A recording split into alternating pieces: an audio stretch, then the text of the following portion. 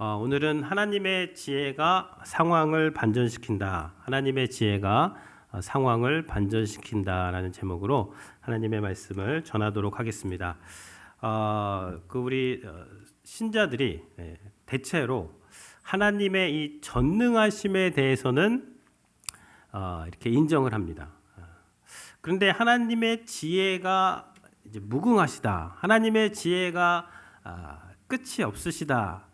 라는 데 있어서는 의문을 제기할 때가 많은 것 같습니다. 특히 신자가 알 수 없는 고통 가운데에서 살아가야만 하는 그런 때, 큰 이렇게 고난이 왔을 때, 그럴 때에 많이 하는 질문은요, 하나님 왜 저에게 이런 일이 일어나야 합니까? 이 사람도 있고 저 사람도 있는데 왜 하필 저에게 이러한 일이 일어나야 하나요? 라는 그러한 질문을 많이 하는 것 같습니다.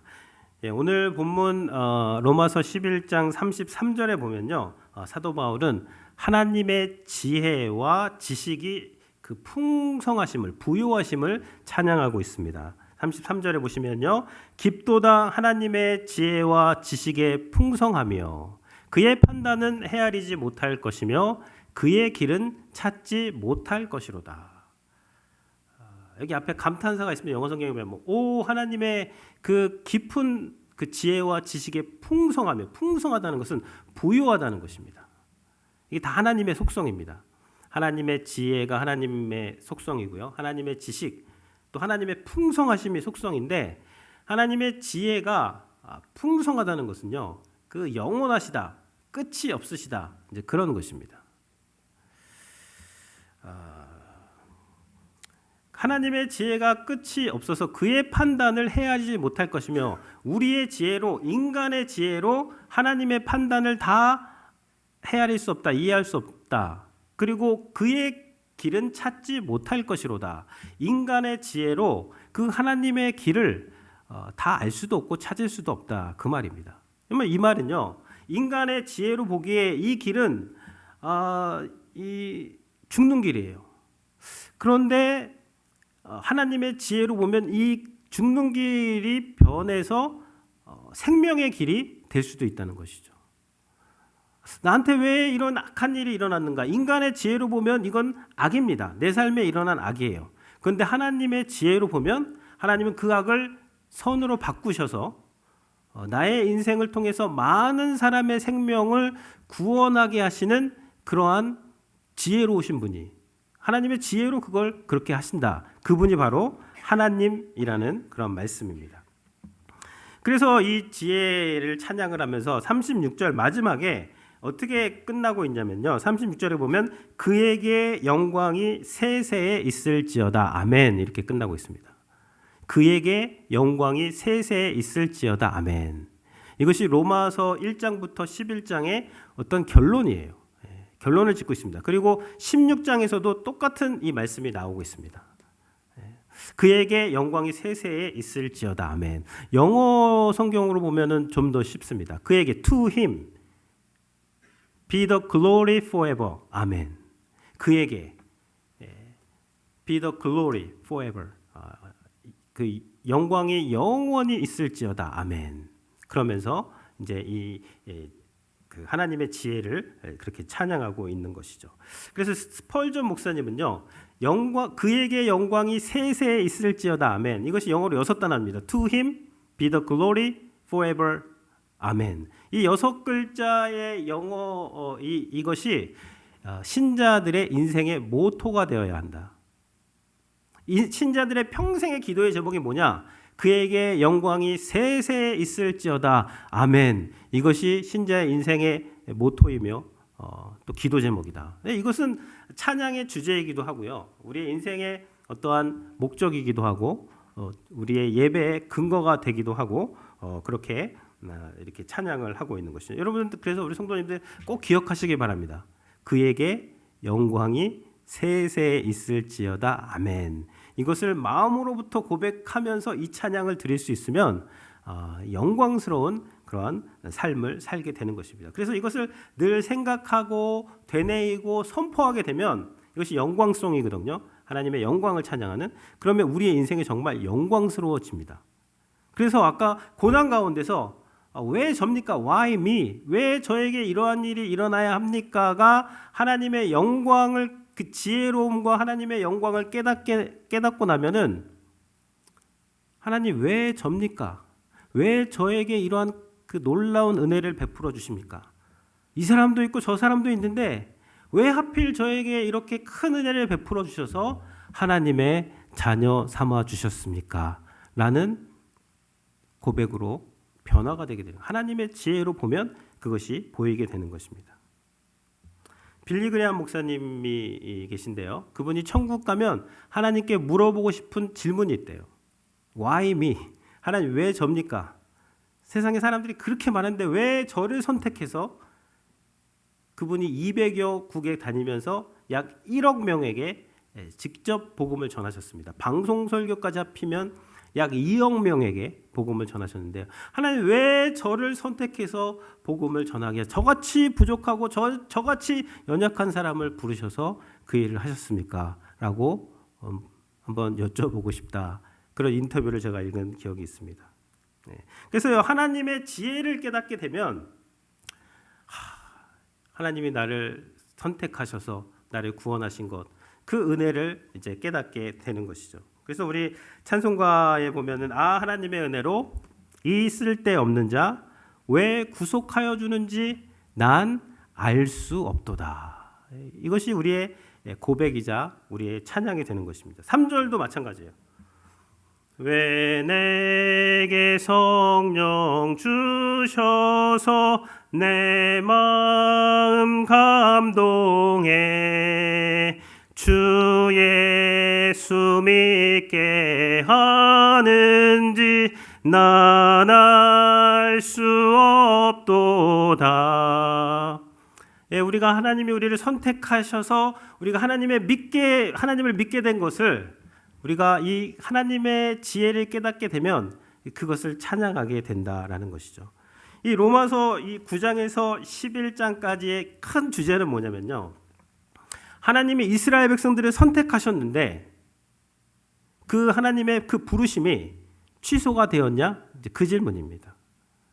바울이 로마서를 기록할 그 당시에 대부분의 유대인들은 하나님을 믿지 않았어요. 그리스도를 믿지 않았습니다. 복음을 거부했어요. 바울이 이제 유대인 회당에 들어가서 먼저 복음을 전했는데 유대인들이 거절하고 거부하고 막 박해하고, 그래서 어쩔 수 없이 이방인들에게 가서 이제 복음을 전한 것이죠. 그래서 지금 이스라엘이 믿지 않는 현실을 보니까 그런 질문이 나오는 거예요. 하나님이 이스라엘 백성 부르셨는데 그 하나님의 부르심 그거 취소된 거 아니야? 그거 없어진 거 아니야? 그런 이제 질문을 하게 되는 거예요. 거기에 대해서 로마서 11장 29절에서 바울은 답변을 하고 있습니다. 11장 29절에 보면요. 하나님의 은사와 부르심에는 후회하심이 없느니라. 세 번역으로 보면요. 하나님께서 주시는 고마운 선물과 부르심은 철회되지 않습니다. 하나님이 그 부르신 그 백성들의 그 부르심은 철회되지 않는다. 취소되지 않는다. 하나님의 부르심은 실패하지 않는다라고 바울이 그렇게 말하고 있습니다. 지금 상황을 보면, 이스라엘이 믿지 않는 상황을 보면 그것은 실패 같지만, 그러나 하나님의 지혜로 그들의 믿지 않음을 보면 그들의 실패가 이방인들이 복음을 믿고 성공하게 되는 성공의 밑거름이 되었다는 것이죠. 그들의 넘어짐이 이방인을 풍요롭게 하는 그러한 재료가 되었다라고 바울이 9장에서 11장에서 계속 그 이야기를 하고 있는 것입니다. 30절, 그 다음 절 보면요. 30절부터 32절까지 좀 빠르게 보면 좋을 것 같은데요. 너희가 전에는 하나님께 순종하지 아니하더니, 너희가는 이방인 그리스도인들을 말합니다. 이방인 그리스도인들이 전에 하나님께 순종하지 않았어요. 이방인들도 양심으로 또 자연에 새겨진 그러한 신성으로 하나님을 알 수 있었지만 이방인들이 하나님을 거부했다라고 로마서에서 말하고 있고요.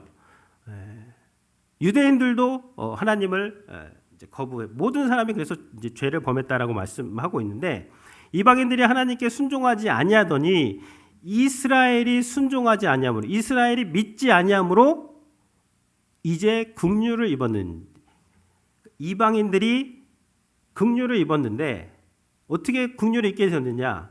이스라엘이 복음을 거부했기 때문에 이방인들이 복음에 순종하게 되었다. 이제 그 말입니다. 31절 보시면요. 이와 같이 이 사람들이 순종하지 아니하니 이는 너희에게 베푸시는 긍휼로 유대인들이 순종하지 아니하는 것은 하나님의 부르심이 실패한 것이 아니라 이방인들에게 베푸신 그 긍휼, 그 풍성하신 긍휼, 그 긍휼이 충만해지고 풍성해지고 충만한 수가 차게 되면 하나님이 이방인들에게 베푸셨던 그 긍휼로 유대인들을 긍휼을 얻게 하실 것이다 라고 지금 이야기를 하고 있는 것입니다. 그러니까 구약시대에는요 하나님이 이스라엘 백성들을 선택했죠. 아브라함을 통해서. 그리고 그들에게 말씀도 주시고 또 율법도 주시고 하나님의 백성에 어떤 특혜를 주셨어요. 그러니까 이스라엘 백성들이 교만해져서 그리스도 하나님이 정하신 구원의 방법인 그리스도를 믿지 않았습니다. 그러자 신약에서는 어떻게 되었죠? 반전이 일어난 거예요. 하나님이 이방인들에게 은혜를 베푸시고 긍휼을 베푸셔서 이방인들이 이제 예수님을 복음을 믿게 되는 일이 일어난 것입니다.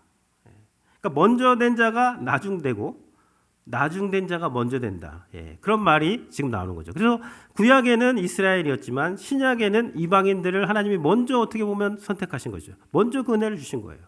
그러나 이 은혜가 다시 또 이방인들에게 흘러가게 된다. 하나님의 구원 안에 있는 그 지혜에 대해서 지금 바울이 이 말을 하고 있는 거죠. 그러면서 32절에서요.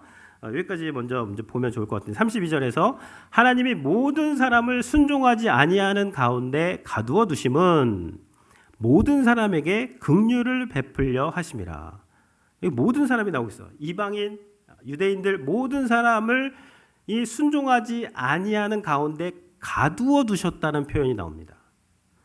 그러니까 이 하나님이 천지를 창조하시고 죄가 세상에 들어올 때 하나님이 그 죄가 세상에 들어왔을 때 당황하셔서 그 죄를 어떻게 할 줄 몰라서 이렇게 해결해 나가시는 것이 아니라 바울은 32절에서 하나님이 모든 사람을 순종하지 아니하는데 가두어 두셨다. 그런 말을 합니다. 하나님의 어떠한 뜻이 있었다는 것이죠. 그래서 그 뜻은 뭐예요? 모든 사람을 순종하지 아니하는데 가두어 두심은 모든 사람에게 긍휼을 있게 하기 위해서 그렇게 하셨다는 거예요. 그러니까요, 모든 사람이 다 죄를 범했다. 그 말을 뒤집으면 하나님이 모든 사람을 구원하기 위해서 그들을 가두어 두셨다는 말이에요. 일망타진이란 말이 있습니다. 일망타진. 그물을 한번 던져서 물고기를 전부 다 잡는 거예요. 그러니까 하나님이 이 죄와 사망이 왕노릇하는 이 세상을 에서 이 죄와 사망을 일망타진하기 위해서 지금 기다리신 거예요. 오래 참으사 그 구약에 있는 모든 죄들을 오래 참으시고 거기에 보면 간과하셨다 이런 표현이 있습니다. 간과하셨다는 것은요 그냥 지나치셨다는 거예요. 일단 넘어가셨다는 것입니다. 근데 뭐 대책 없이 넘어가신 것이 아니라 언제까지 예수 그리스도께서 오시고 십자가에 달리시기까지 그 모든 죄를 다 넘어가신 거예요. 왜 넘어가셨죠? 십자가를 통해서 그 구약의 모든 죄를 주님께서 대신 십자가에서 그 죽음을 죄값을 치루어 주심으로 그 구약의 모든 그 죄들을 용서할 수 있는 근거를 십자가에서 만드신 것이고요.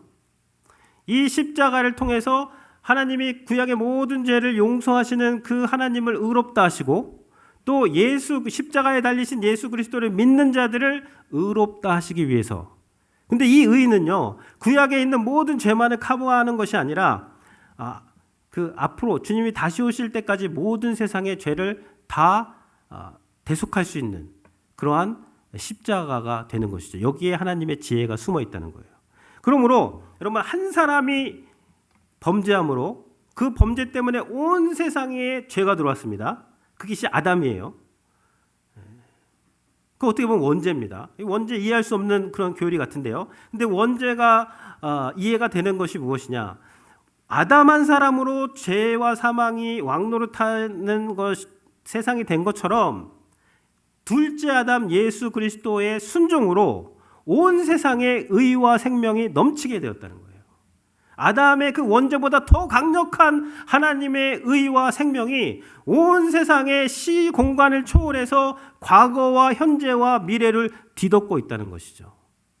그래서 그리스도를 통해서 하나님이 온 세상을 구원하시기로 작정하셨다는 것입니다. 로마서 5장 17절에 그 말씀이 나옵니다. 한 사람의 범죄로 말미암아 사망이 그 한 사람을 통하여 왕노릇 하였은즉 더욱 은혜와 의의 선물을 넘치게 받은 자들은 한 분 예수 그리스도를 통하여 생명 안에서 왕노릇하리로다. 한 사람 아담이 범죄했어요. 그 한 사람의 범죄로 온 그런 이 세상이 죄와 사망에 갇혔다면 둘째 아담 한 분 예수 그리스도의 그 순종을 통해서 생명과 의가 온 세상을 뒤덮었다는 거예요. 이것이 하나님의 이 구원 계획에 나와 있는 하나님의 지혜가 되는 것입니다.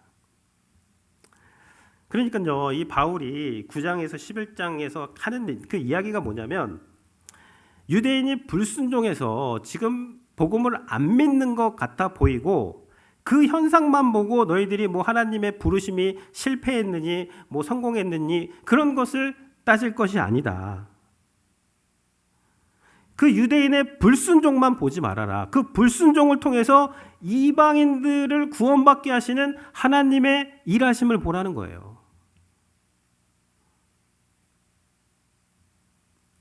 그러니까 우리가 우리의 삶에서 뭐 나를 힘들게 하는 그 사람만 보면 안 됩니다. 그 상황만 보면 안 돼요. 그 사람 보고 그 상황 보고 내 삶에서 일어났던 어떠한 한 가지만 보고 하나님의 부르심이 취소되었나? 실패되었나?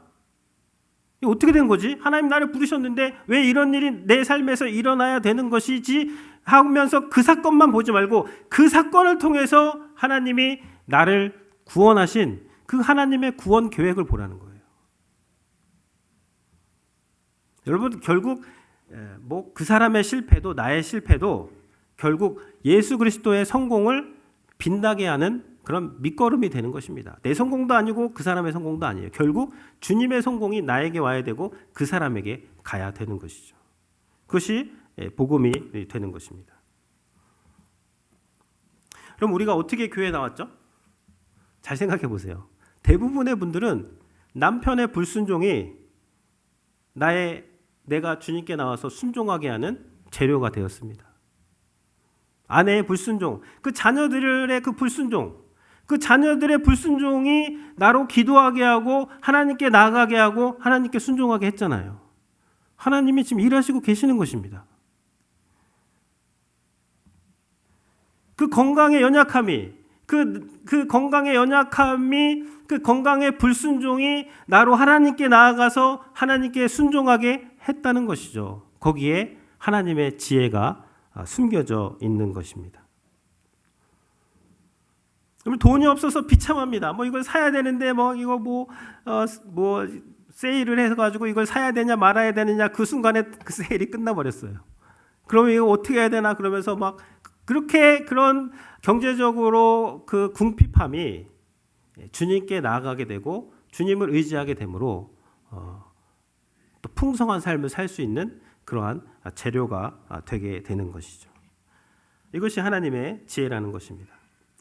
여러분 대표적인 게 구약의 요셉의 이야기입니다. 요셉의 삶에서 형들이 요셉을 질투하고 시기해서 인신매매범에게 팔아버렸어요. 노예로 팔아버렸습니다.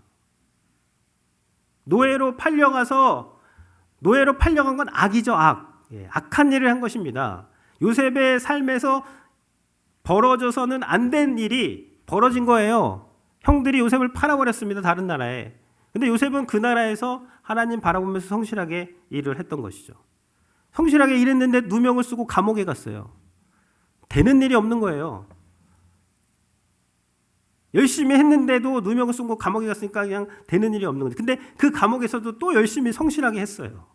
감옥에서 바로 왕의 어떤 측근들을 만나게 되고 그들을 통해서 나중에 바로 왕이 그 꿈을 꿨는데 그것을 요셉이 해석하게 되므로 이집트의 국무총리가 되는 것이죠. 국무총리가 되는 것이 목표가 아니라 7년 흉년이 왔을 때 하나님은 요셉을 국무총리로 세워서 이집트의 많은 사람 또 그 지역의 온 땅에 그 흉년이 왔을 때 그 기근으로 고통하는 많은 사람들을 구원하게 하시기 위해서 요셉을 그렇게 세우셨는데 형들이 행한 일은 악이었습니다. 악. 근데 하나님은 그 악을 뒤집어서 선으로 바꾸셔서 많은 사람의 생명을 구원하는 그 일의 재료로 그 악을 사용하셨다는 것이죠. 지금 이 서신을 쓰는 바울 사도도 이제 투옥이 됩니다. 억울하게. 지금 복음 전하기도 바빠 죽겠는데 감옥에 투옥이 돼요. 감옥에 투옥이 돼가지고 2년 동안 그냥 무기력하게 감옥에서 있어야 됩니다. 답답하고 무기력해 보이고 낭비적인 시간 같습니다. 근데 하나님은 그 시간을 뒤집으시는 거예요. 하나님의 지혜로. 가장 무기력한 시간을 뒤집으셔서 그 감옥에서 에베소서, 골로새서, 빌립보서, 빌레몬서 성경을 쓰게 하시는 것입니다. 그래서 가장 강한 그런 일을 감옥 안에서도 행하게 하시는 것이죠. 이것이 하나님의 지혜가 되는 것이죠. 여러분 하나님의 지혜의 정수는 십자가입니다. 십자가. 기적을 추구하는 유대인들에게 막 있어 보이는 거 기적을 추구하는 유대인들에게 십자가는 뭐예요? 저주입니다. 십자가는 뭐예요? 무기력입니다. 근데 유대인들이 예수님을 받아들이고 십자가는 무엇이냐? 하나님의 가장 강력한 능력이 십자가에 나타났다는 거예요. 그 헬라인들이 그 사람들은 지혜를 추구했습니다. 어떤 철학, 지혜를 추구했는데 그 사람들이 보기에 십자가는 어리석은 것이었어요. 그러나 그 헬라인들이 예수님을 믿고 나자 하나님의 십자가야말로 하나님의 지혜가 담겨 있는 것이다. 왜 그렇죠? 죄와 사망이 왕노릇하는 죄와 사망이 지배하는 이 세상을 하나님께서 뭘로 뒤집으셨어요? 강력한 힘으로 뒤집으셨습니까? 돈으로 뒤집으셨어요? 십자가로 뒤집으셨습니다. 십자가를 통해서 죄와 사망이 왕노릇하는 이 세상을 의와 생명이 왕노릇하는 세상으로 주님께서 십자가를 통해서 뒤집어 버리신 것. 이것이 하나님의 지혜가 되는 것이죠. 34절을 보면요.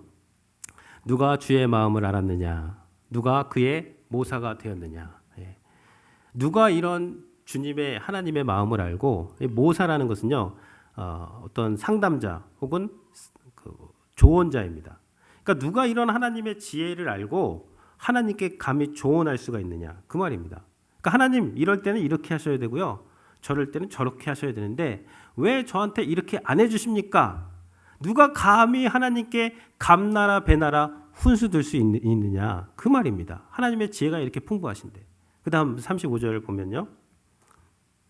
누가 먼저 무엇을 드렸기에 주님의 답례를 바라겠습니까? 이제 그건데요. 누가 주께 먼저 드려서 갚으심을 받겠느냐? 이 말은요. 주님, 하나님, 내가 하나님을 위해서 이렇게 했죠? 그러니까 하나님은 나를 위해서 이렇게 하셔야만 해요. 라는 말을 감히 하나님께 할 수 없다는 것입니다. 왜냐하면 내가 뭐 열심을 내어서 하나님께 뭔가를 했다면 여러분 그 열심도 하나님이 내 마음을 감동해 주셔서 바른 열심을 낼 수 있도록 인도하셨고 바른 열심은 결국 모든 영광을 하나님께만 돌리게 하게 되는 것이고요. 잘못된 열심이 로마서 10장에 나옵니다. 잘못된 열심은 내가 열심히 해가지고 내가 어떠한 나의 어떠한 것으로 그것을 행했기 때문에 그것을 자랑하고 하나님 앞에서 그런 것들이 잘못된 그러한 열심들이 되는 것이죠. 그러니까 신앙이 좋다는 것은 결국 무엇이냐면 내가 하나님께 훈수를 두거나 또 하나님께 투정을 부려서 내가 원하는 것을 기어코 얻어내고 그냥 내가 원하는 그 방향으로 그냥 억지로라도 그렇게 가게 하는 것이 그것이 좋은 신앙을 가진 사람이 아닙니다. 하나님이 초기에는 그런 것들을 허용하시기도 해요. 왜냐 워낙 어리니까 그런 것을 통해서라도 뭔가 이제 배우라고 그렇게 하는데, 신앙이 좀 성숙해지고 좋다는 것은 무슨 말이냐면요, 내가 다 이해할 수 없는 그러한 현실일지라도 하나님의 지혜를 믿고 하나님께서 나의 삶에 허락하신 그 자리에서 묵묵히 순종하면서 나아가는 것, 그것이 신앙이 좋다는 것입니다. 교만이 뭐예요? 교만은요, 하나님이 나한테 정하신 그 컨텍스트에서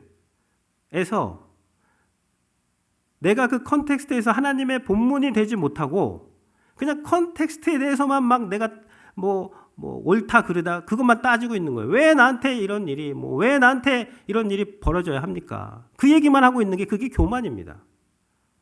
여러분, 예수님을 보시면요, 예수님은 십자가의 컨텍스트에 놓이셨어요. 그 십자가의 컨텍스트에서 예수님께서 보여주신 것은 뭐예요? 하나님의 본문입니다. 저주의 십자가에서 하나님의 본문이 되자 그 저주의 십자가가 하나님께서 축복의 십자가로 바꾸신 것이죠. 수치와 모욕의 십자가 아닙니까? 근데 그 수치와 모욕의 십자가에서 주님께서 끝까지 순종하시자 수치와 모욕의 컨텍스트에서 순종의 본문을 보여주시자 십자가는 영광의 십자가가 되는 것입니다. 여러분, 무기력의 십자가 아니에요. 십자가는 무기력하게 죽어가는 것처럼 보이지만, 그러나 주님께서는 하나님께서 예수님의 그 순종을 사용하셔서 그 십자가가 바로 승리의 십자가요, 영광의 십자가가 되게 하신 것이죠. 이것이 하나님의 지혜가 되는 것입니다. 그렇기 때문에 우리의 삶에서 하나님의 이 지혜를 신뢰한다면 어떠한 상황에서도 하나님의 지혜는 우리의 삶을 반전시키고 하나님이 두신 그 자리에서 우리가 성실하게 하나님을 신뢰하면서 살아갈 수 있게 한다는 것이죠. 마지막 절 보고 마무리하겠습니다. 36절인데요. 이는 만물이 그의 주에게서 나오고 주로 말미암고 주에게로 돌아감이라. 그에게 영광이 세세에 있을지어다. 아멘. 이는 만물이 주에게서 나오고 주로 말미암고 주에게로 돌아감이라. 영어 성경으로 보면 좀 더 쉽습니다. From him, 그에게서 나왔다. All things, 모든 것이. 만물의 근원이 어디냐? 하나님이시라는 거예요. 하나님이 창조하셨잖아요. 무에서 유를 창조하신 분이 하나님입니다. 하나님이 그 만물을 다 창조하실 뿐만 아니라 through him, 그 하나님을 통해서 만물이 지탱이 된다는 것이고요. 그 만물을 만약에 하나님께서 그냥 즉시 심판하셨다면 홍수 심판 때 다 끝났어야 됩니다. 이스라엘 백성들이 시내산에서 그 금송아지 만들고 우상 숭배할 때 끝났어야 돼요.